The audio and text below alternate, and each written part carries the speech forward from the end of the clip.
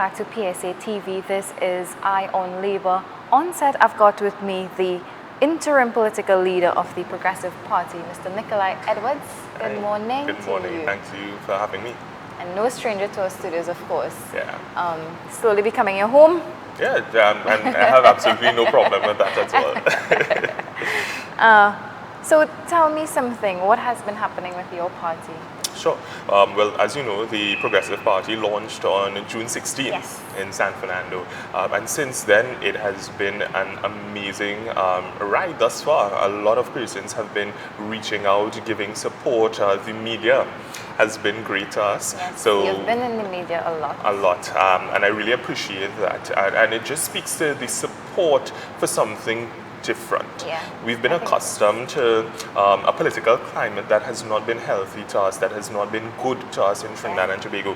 And I think now is the time that persons are saying enough is enough. 2020 is going to be a defining moment in our nation's history. And I'm so glad to have entered this race, and I'm going to be putting forward other like-minded individuals to contest the election, because for far too long, the persons who I believe deserve an opportunity to serve in the parliament have not been given that opportunity. It has been largely based on how much money you can bring to the party, how much influence you have, and all of these things in networks. But what about the meritocracy that we need in Trinidad and Tobago, where you've worked hard, you've educated yourself, you're aware of the issues on the ground, you genuinely want to make a difference in Trinidad and Tobago? Why aren't we giving those individuals the opportunities they deserve? You all would have had a mandate already, or is it something in the making?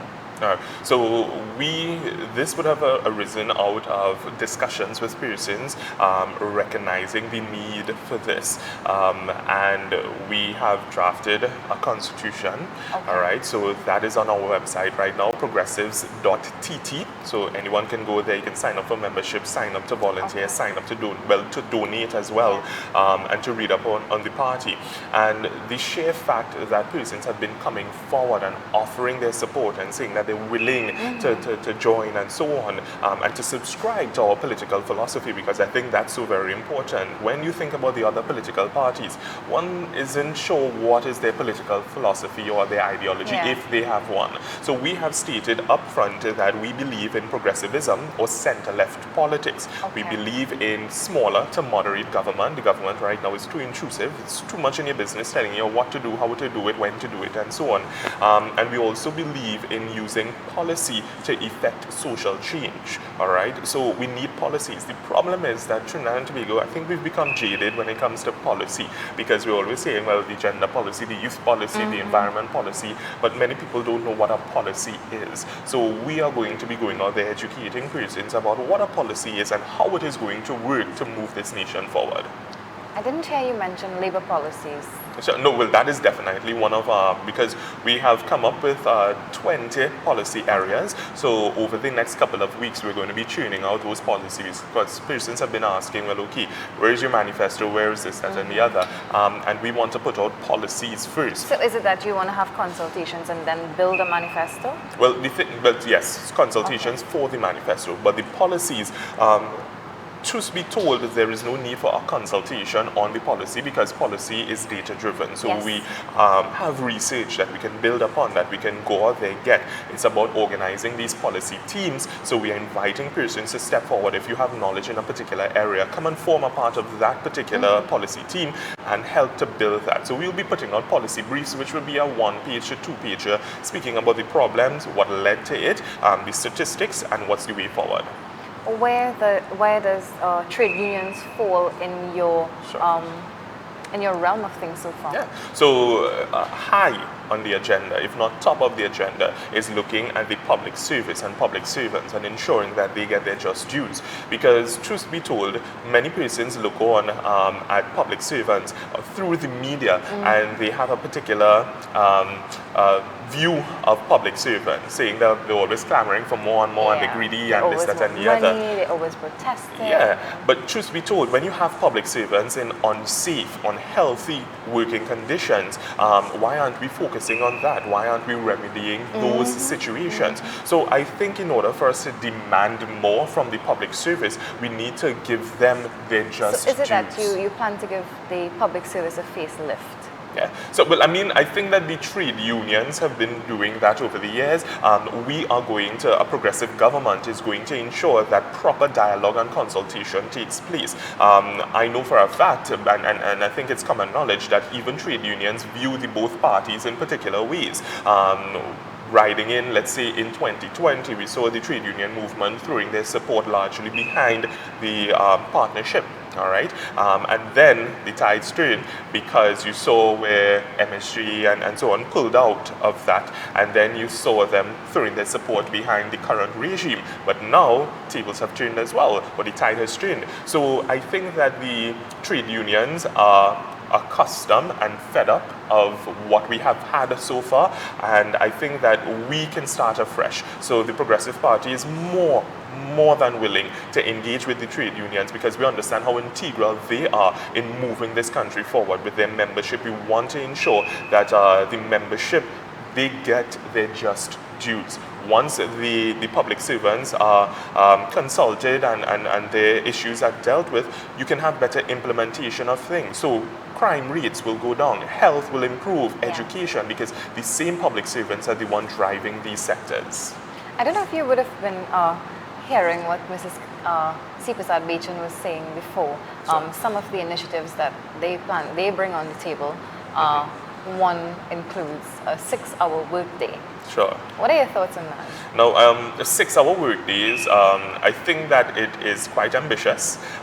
It can possibly work in Trinidad and Tobago, but it will not be for all workers. Okay. Some persons, I think we need to still maintain that 8-hour work day, but I would much rather focus on ensuring the environment is conducive to actually being productive in the workspace.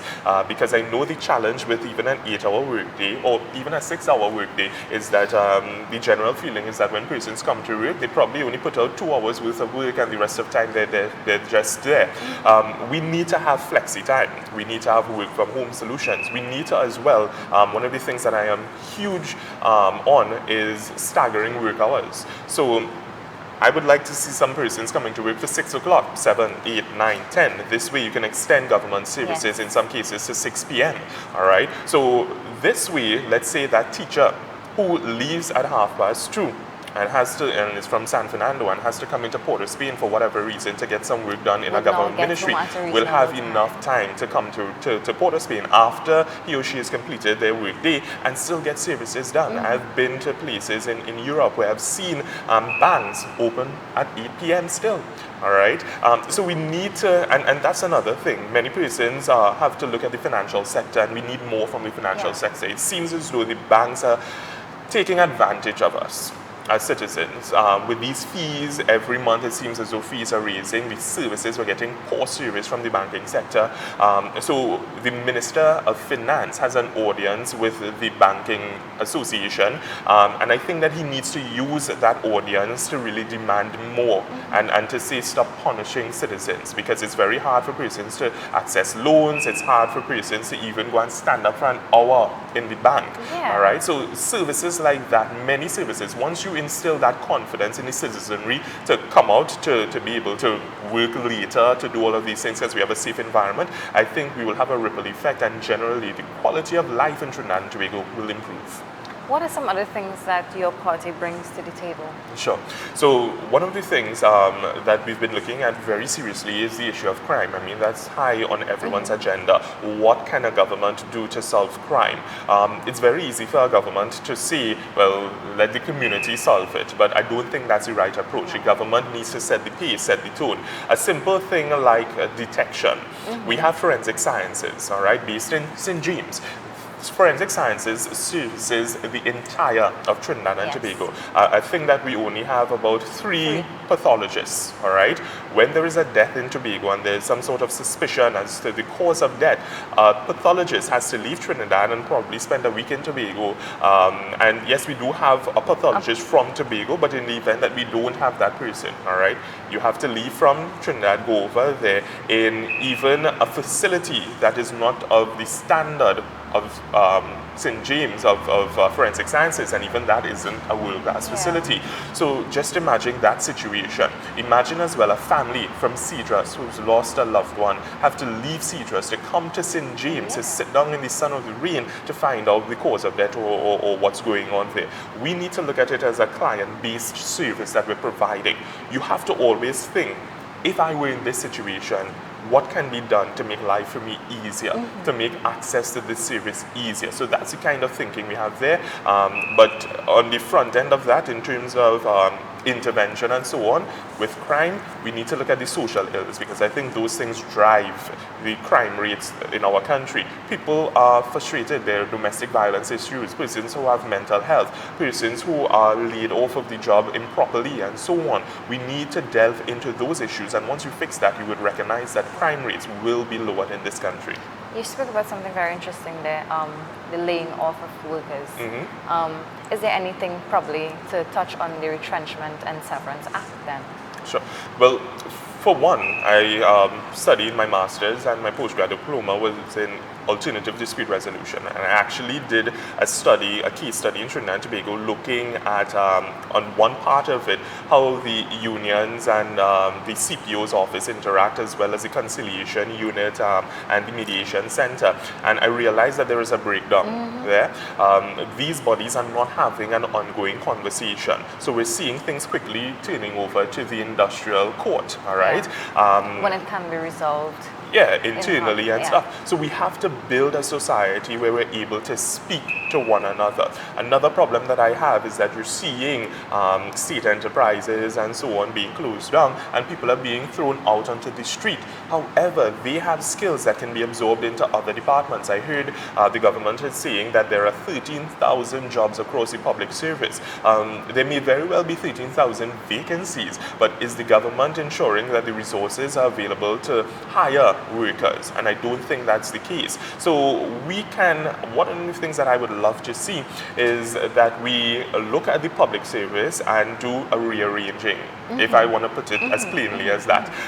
So you have persons who are working in ministries, in departments, in divisions, in state enterprises and so on, who would be better suited for another position, who would even want to migrate to that position. So let's see how we can do that. But and I think that will also boost worker productivity. Yeah, because if you're happy, the thing is, once you're happy coming to work, a happy worker is a very productive worker. Exactly. So I think we need to be looking at it from that standpoint. Of course, legislative amendments are necessary, and this is where consultation with the trade unions will be ongoing, and we have to look at what is best for the nation as a whole. So let's say sometimes increases may not be the most feasible way to go when we're bargaining and so on. I think throwing into the fray, we can put some other goodies, all right? Things that would really ensure worker productivity and so on, as well as we need to ensure that coming out of a scenario where there are negotiations, that the trade unions are able to properly communicate why this was the decision taken, and the government needs to support that. So if it is that you're getting a 1%, and the trade union has to go back and tell its membership, well, we only got 1%, the government needs to back up and say, because we've taken a decision to lower inflation, we've taken a decision to deal with other economic factors that would make your purchasing power that much greater. Because when I think about it, raising minimum wage, and I do think that we need to raise the minimum wage, but we have to also be responsible with that, because raising the minimum age, you may see a situation where the employer feels, well, now I have to pay this employee more money, so therefore the cost of the service or the good needs to increase, and it means now when you go to the grocery, the same amount of money that you're spending, this increase, it's leveling off, all right? So we need to look at situations like that, but I think that Trinidad and Tobago, once we bring all the persons together, we had the tripartite committee. But it was formed and nothing came out of it. Yeah, because I think that the government was trying to strong arm the trade unions and back them into a corner. So we need to have proper consultation and dialogue if we want to move this country forward. We are stepping a bit over time here, Sure. but that's a bit all right for now. Sure. So I'm just going to ask you what other things that your party brings to the table. Sure. One of the things that I think is very important is for us to place some emphasis on Tobago, all right? Tobago has been largely left out of many discussions, save and except when we're talking about the Sea Bridge and the Air Bridge and sandals. But we have to as well look at the problems facing Tobagonians in terms of access to commodities, all right?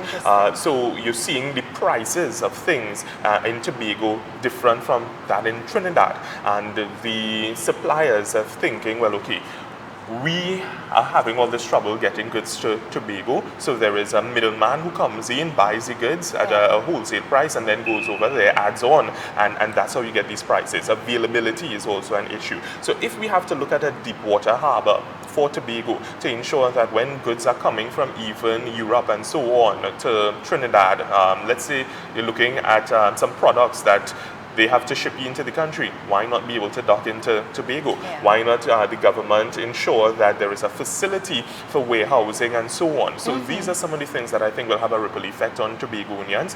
Autonomy or self-government, I personally, and the party stance right now is that we don't think that that is a means to an end. We have to honestly look at what happens after Tobago gets self-government. We need to better the relationship between Trinidadians and Tobagonians, otherwise we will be further driving a wedge between two countries, two islands, one country, and that's not right. So yeah. And I'm glad you raised that point, because I was interviewing Inspector Michael Seals recently, and he was talking about how, you know, when Tobago needs police officers, that it's the Trinidad officers that they take across there. And there are more women police officers across there. And I mean, in terms of recruitment, and there is nothing across there. Yeah, we saw an issue like that recently with the fire services. And I think the Member of Parliament had to step in and make some positions known on that. So that's not right. We need to upskill, or we need to have skilled jobs as well in Tobago, because what you find is that many Tobagonians come to Trinidad, they get educated, and then they go back to Tobago and there aren't jobs for them. So we need some of those high position, high skilled jobs that Tobagonians are qualified for.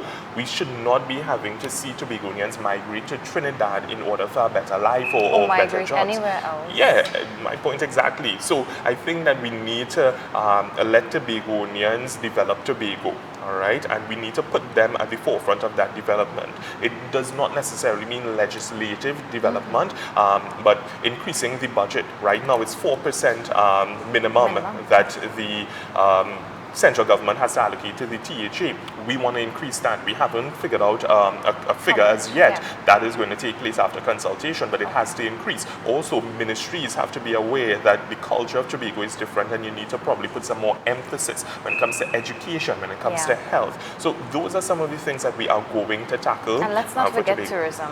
It's a huge part. We need to ensure that we need to inspire the hoteliers. We need to inspire the tourism actors on the island. Right now, the confidence of the private sector in developing anything or moving forward is extremely low. So once you establish that kind of confidence, investor confidence, the government has to hold hands with the private sector for a bit, but then you let them go and you allow them to fly. And I think this is where the government is not seeing currently its role and function. All right, a government is there to properly regulate the environment in consultation with the private sector, with civil society. A government's role is to facilitate private sector and civil society interests in the betterment of the country, not to be starting businesses, not to be in competition with the private sector and civil society, but working to facilitate their interests.